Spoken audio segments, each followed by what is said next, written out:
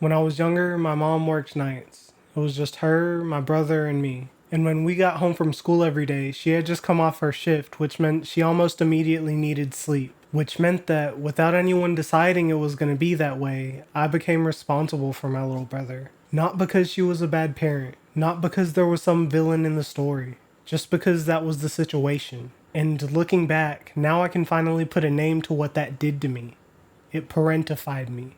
It made me a small adult before I was ever ready to be one. And the reason I'm starting there is because I think a lot of you have your own version of that same story.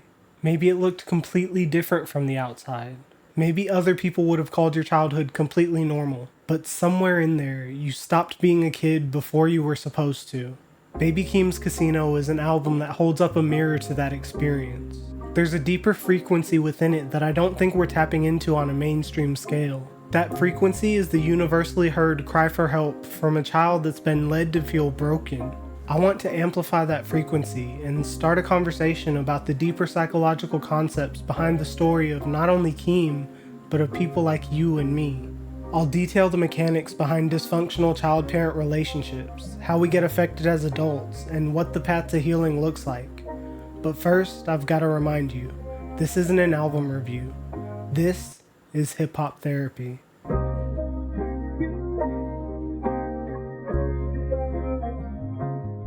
In a healthy relationship between a parent and child, the role of the parent is generally to let the child know that their experience is valid, to hold up a mirror image to the child that lets them know their world is real and worth noticing by others. The relationship is meant to provide reassurance just as much as guidance. In more unhealthy relationships, that just doesn't happen. The mirror gets broken, distorted, or entirely taken away. Interactions between the parent and child become increasingly more hollow, less guidance and empathy is introduced, and over time, the connection can become completely severed. From a healthy parent's perspective, the relationship is a constant maintaining of that connection, maintaining a feeling of emotional safety between you and the child, maintaining the peace in the world you share. But from an unhealthy perspective, the child is responsible for regulating their own feelings, and they're largely seen as an extension of the guardian. The question goes from what's wrong to why are you crying? Why can't you control yourself like I do? Why can't you just be convenient? The child becomes a representation of them instead of their own person with their own needs. The child is the one that needs to walk on eggshells and maintain themselves. The burden is on them, not on the parent. From the perspective of the child, the mirror never goes unclear or disappears. The only thing that changes is what's inside of it. The mirror is a representation of the child's combined inner and external worlds. It can transition from peaceful to chaotic and dangerous in an instant. It's all dictated by their surroundings and whether or not the parent has put effort towards maintaining that peace. In a healthy home, the child looks into that mirror and sees themselves and their potential. In an unhealthy home, the child looks in the mirror and sees their parent's face instead of their own. They begin seeing themselves as an extension of the parent, much like we talked about from the other perspective. They become no longer able to access their own identity. Boundaries become blurred, and the child becomes responsible for their own happiness. The child becomes parentified, unable to see themselves as a kid anymore, only able to see themselves as a cog in their parent's wheel of dysfunction. That concept has a name. Enmeshment. In that situation, the child might start having thoughts of a healing fantasy, building a safe world in their head, or wishing they could be magically swept away from their current situation. Sometimes they believe the key to bettering their situation is changing themselves to be seen in a better light by their parent. They can become hyper-independent and hyper-vigilant.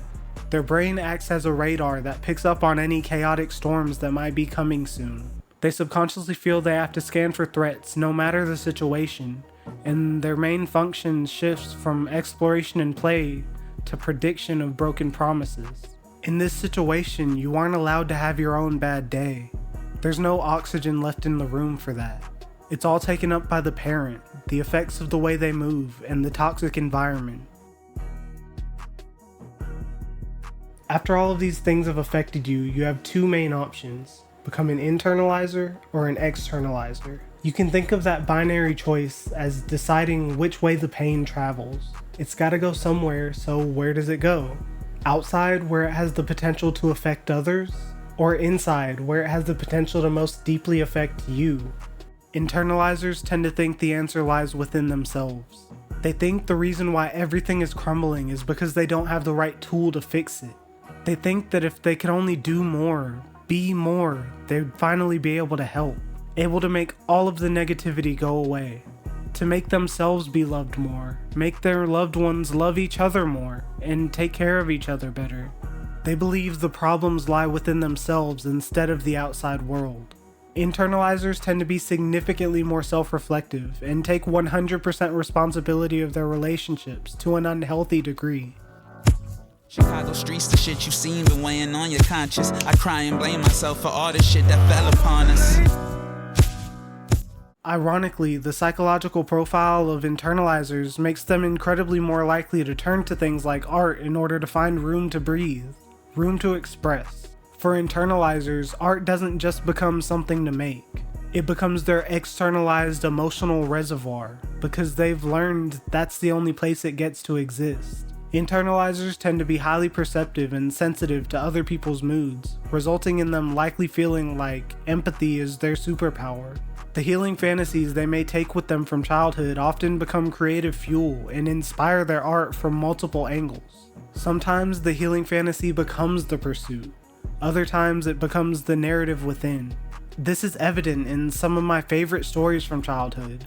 Things like Bridge to Terabithia and the Chronicles of Narnia series. Both stories about children escaping into a fantasy world. Or more recently, Alex's story from Life is Strange. A story where empathy literally is her superpower. Internalizers can suffer from tons of distress though. Oftentimes they can grow into a role self, which we'll talk about later. They can look incredibly successful on the inside, but feel broken, hollow, and exhausted on the inside. For externalizers, a lot of those same things apply, just the other way. When an externalizer doesn't have the tools to process their emotions internally, they become contagiously upset. They direct their pain to the world around them. They act their feelings instead of keeping them inside. Externalizers think the problem doesn't need to be solved within themselves, it needs to be solved in the outside world. They think they can make things better with their direct actions, by affecting other people rather than themselves. Externalizers often get labeled as the problem, both in childhood and going into adulthood. This is because they deal with stress by acting out and making themselves loud, while internalizers are more quiet and subdued. And we all know how some people view children. Quiet means good, while loud means inherently the worst. You'll always know when an externalizer's in a bad mood, where you might not on the other end. Externalizers might even consciously think that they want the world to feel their pain. But at the end of the day, they don't really want anyone else to feel their pain. What they want is for that pain to not be there in the first place. They can get stuck in cycles of reactive behavior, fighting, legal troubles, and substance abuse because they're trying to outrun what they're feeling. It's important to acknowledge that externalizers aren't just worse people because of the actions they may commit due to the difference in their archetype. In essence, the actions on both sides are coming from the same place. They're speaking the same words, just in different emotional languages. And it's important to say, there is no pain meter applied here. There is no minimum amount of struggle you have to go through to experience these things, or realize that you're an internalizer or an externalizer. But now that we've covered all of that, I'd like to look at the later impact. The most universal feeling among people that have experienced things like this is the feeling that you got robbed of a chance at a real childhood. When a child reaches a point where they're constantly scanning for threats, their ability to play slowly gets stripped from them. And play is the work of childhood. It's a kid's job. Without it, you aren't a kid, you're just a small adult. This process has hit a lot of different people from a lot of different backgrounds for a lot of different reasons. Tons of us feel like we had to grow up too fast, despite what our home life might have been like in general. And I don't feel like that psychological concept lurking behind the album is a mistake. You know why? Just look at the album cover. Take a good long look at what it literally is. It's basically half a picture of a child, half a parental advisory warning. And that's not just a cute design choice. It's the whole thesis of the album sitting right on the cover. It's a visual representation of parentification. when a child suddenly has to take up the role of an adult. Whether you grew up like Keem, fully aware that the only reason you ate was because of food stamps, or you were more well off, or somewhere in between, these same effects can infiltrate your life well into adulthood. It can completely sour your inner world if you're not careful. It can make you despise your parents, or at least grow a festering dislike for them. You can hit the stage that I like to call the refusal to forgive. In this stage, you refuse to see your parents as human. We often go from when we're first conscious, seeing our parents as perfect heroes, to seeing them as villains during our teenage years. In healthy relationships, we then transition into just seeing them as human. We strip them of villain status and begin understanding that they're just as much a product of their environment as we are. We begin understanding that they have a life story just as complex and worth thought as ours. But in an unhealthy relationship, the pedestal breaks and we go completely in the other direction. That villain role only intensifies. The reaction becomes anger instead of understanding, rejection instead of acceptance over things we can't go back and change. I've got to be honest, I went through this stage in my early adulthood in some capacity. During my adulthood, I've had healthy relationships with my parents, but even then, there were times when I could only think of the mistakes when thinking of them. But at some point, I understood how unfair that is to anybody in any situation. I realized I was removing empathy from the situation as a desperate play at self-preservation when that wasn't needed. Now I believe that empathy is the true key to parental relationships as the child turned adult. Acknowledgement that they probably felt the same way about their parents, and the parents before them, and it goes on. The whole point of generational healing is that we're supposed to keep getting better over time, so it's always going to be easy to look into the past and criticize. The much harder path is acceptance. The realization that even in the most extreme cases, empathy is the key to healing, and it doesn't always mean reforming a bond. Healing doesn't mean inviting somebody to dinner or making sure they stick around. Acceptance is your own vehicle towards peace. You should make the effort to see your past guardians as human, to relieve pressure not from them, but from you. Walking around with a bone to pick based on your past won't ever do you any favors. It'll only ever keep you from true happiness.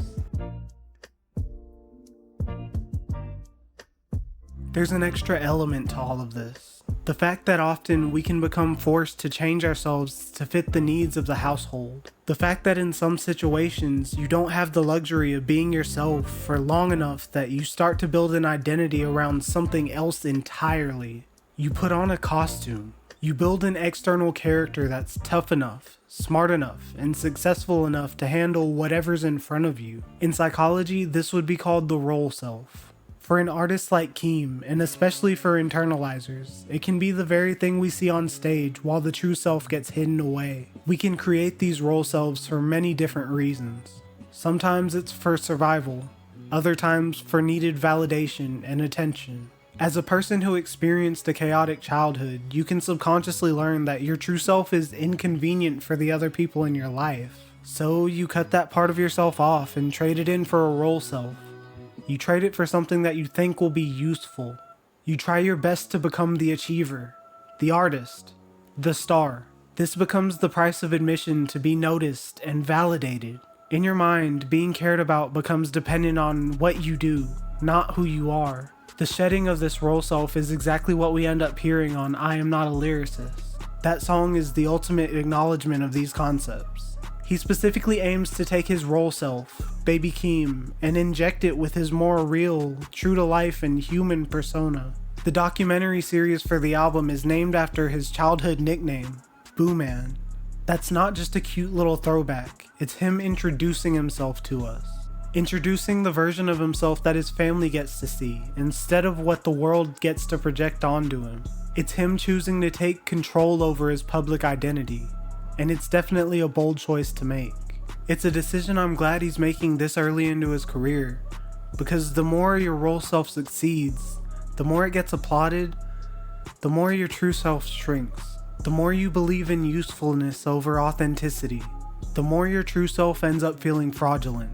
You end up with a Grammy in your hand, but still feeling like that lost little kid from years ago. the one who feels hurt, alone, and hopeless. You can look successful on the outside while feeling like you haven't progressed internally since childhood. You can end up on a stage with hundreds or even thousands of people that think that they're cheering for you, when in reality, they're cheering for a character you made up to survive. We've spent a lot of time dissecting the wreckage and the chaos. We've talked about the broken mirrors, the parentification, and the role selves we can create while in survival mode. But becoming aware is only half the battle. It isn't enough to know your monster's name. You've got to find the strength it takes to keep it from leading you further down the painful path. There comes a time in a person's life when they start to realize the ways they become emotionally stuck. Early adulthood, I believe, is all about beginning to define those sticky points and start getting them loose. One of the biggest steps in that process is beginning to realize your brain may be operating on survival tactics you learned 10, 15, 20 years ago. When you grow up in chaos of any kind, your nervous system stays tuned to handle crisis. So later, you might find yourself acting like a crisis is happening when it's really just a regular Tuesday. A minor inconvenience, a stepping stone before the destination. There's a thing called the window of tolerance, the zone where you're feeling normal and regulated. When you're pushed out of that zone, you either go hyper-aroused or hypo-aroused. The hyper side is the tendency of the externalizer that we talked about before. The transmission of that pent-up energy into anger, the fight in fight or flight. The hypo side is definitely the side of internalizers, the flight side. The freeze response, shutting down and feeling numb and hollow. But getting unstuck from these tendencies starts with awareness, realizing that you're not in danger and neither are your loved ones. It's realizing on that regular Tuesday you don't need to be scanning for storms anymore. You're free to exist and take back your peace. It's the moment when you're finally able to revisit the past without reopening the wounds. When you can choose to think about the chaos for closure instead of just bringing the pain back. Opening towards change means being willing to let yourself finally breathe. Your real self, not the one you created just to survive. It can honestly be terrifying because it's unfamiliar. You've learned that the navigation of emotions is a minefield, not a place of exploration. So the early adulthood of a child formerly raised in chaos is really a split in the road. It's a decision. Are you going to let yourself remain that scared little kid forever, constantly scanning for threats instead of letting yourself live? Or are you going to slowly let yourself ease into adulthood and open up to change? Are you going to look in the mirror and finally start seeing yourself for who you are again? And I want to be extremely careful here to not make it seem like I'm minimizing anybody's experiences. I'm not trying to tell you to just get over it. I'm trying to acknowledge your struggle and lay a path towards healing from the situations you were placed in. I want you to know that I'm on your side no matter what your story is, and I'm here making this video to do the same work on myself from my own perspective.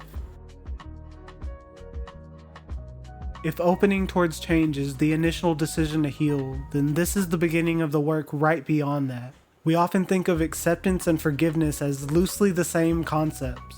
But when wrapped in all of this context, they're very different things.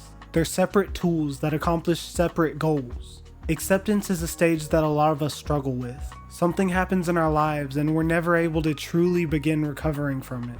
And I get that. Acceptance of tragedy is a hard process, especially when it comes to things that happen when you were younger. It's just complicated. But through the process of acceptance, you allow yourself to release that weight of negativity.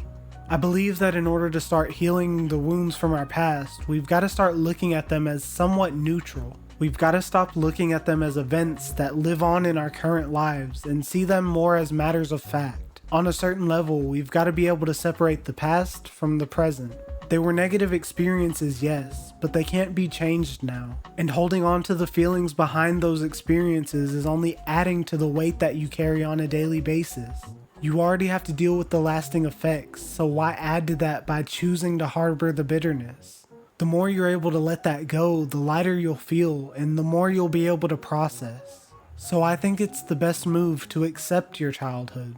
Accept the life you were born into. Accept the fact that this is your journey, and be empowered by the fact that you get to decide where it goes from here. Accepting is realizing that your parents weren't hiding a well of love, care, attention, and validation from you. It's choosing to understand that every person is flawed, including them. Not all people are emotionally equipped to handle parenthood, and sometimes situational things mess with their ability to do so. Essentially, what I'm saying is that acceptance is the key to a better, easier existence. One where you aren't scratching and clawing just to feel normal. Where you aren't scanning every room for brewing storms.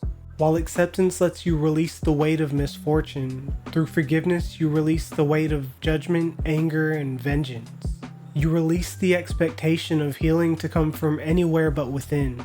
Acceptance was all about the past, while forgiveness is all about the present.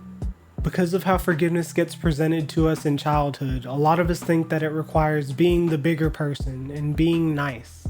That's not true. Forgiveness can happen completely inside your own head without anyone else ever seeing any change in your external behavior. Because forgiveness is all about your internal world, no one else's.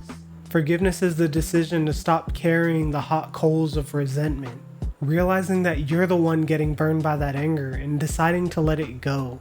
And on the album, we get multiple instances of this that look completely different. On one hand, we have No Blame's philosophy of empathy towards a mother who had her own trauma she couldn't let go of. On the other, you have the estranged father Keem ultimately decided is best out of his life.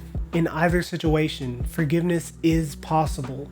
It's possible to forgive somebody and never talk to them again. Forgiveness is the door only you have the key to. It's up to you whether it stays closed or not. Forgiveness is you deciding not to let the perceived villain in your story have reign over your internal world anymore. When you strip them of their power to ruin that regular Tuesday by causing storms. And I'll say it again, even more plainly. Forgiveness is optional. Sometimes there are definitely good enough reasons to not forgive somebody. It isn't a non-negotiable part of the healing process.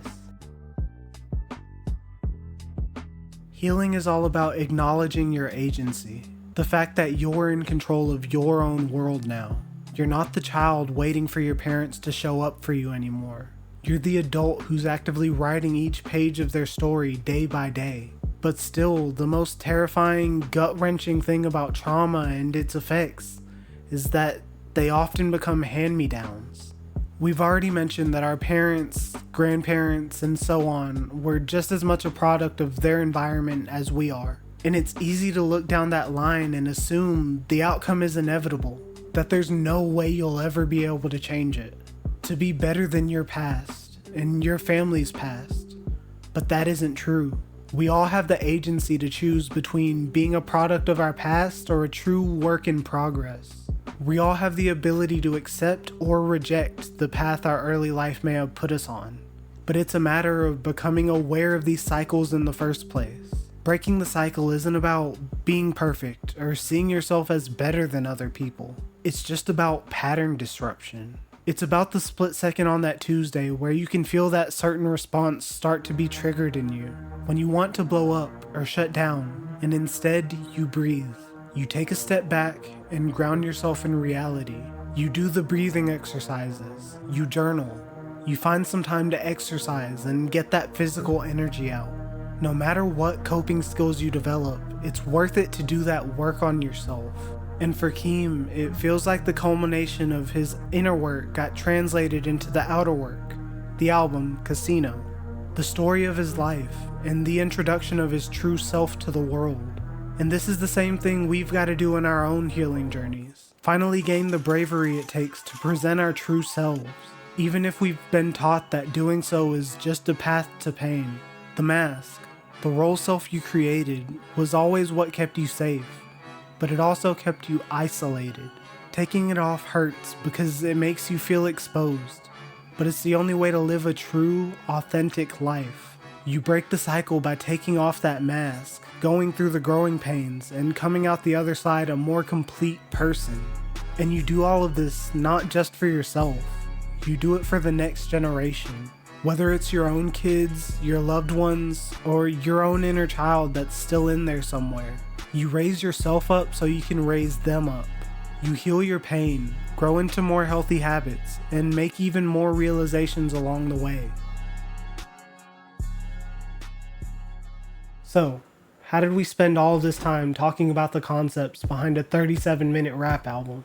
We can do that because the album isn't just about baby Keem. It's about a journey of healing we can all relate to in some form. It's an album that helps hold up a mirror to the human condition. It's the kind of album that helps us dive deeper into ourselves and ask the right questions about how we tick. It's about the broken and distorted reflections, the pressures of our past, and the roles we play just to feel safe. And one thing that I take from this album's name even is that life is a gamble in more ways than we like to admit.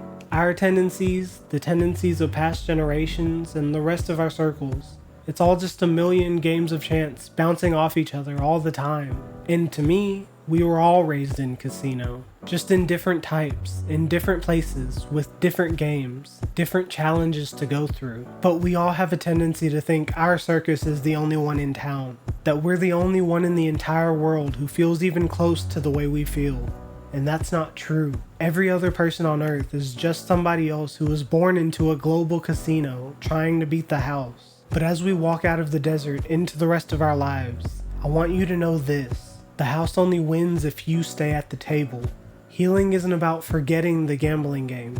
It's about understanding that now you're holding the deck. Whether you're a learned internalizer building up an externalized reservoir of art, or you're an externalizer learning a new emotional language, you can make the cycle stop with you. We've identified the role self, acknowledged the parentification, and started the path towards healing. So hopefully, now we have the power to stop being a wheel in the cog of dysfunction and to start becoming the architect of our own peace. Whether this conversation just made you feel a little less alone, or put a name to a feeling you've been carrying for years, I appreciate you watching. This is how we bridge the gap. This is how we heal. This is hip hop therapy. Thank you for joining the session. I'll see you next time.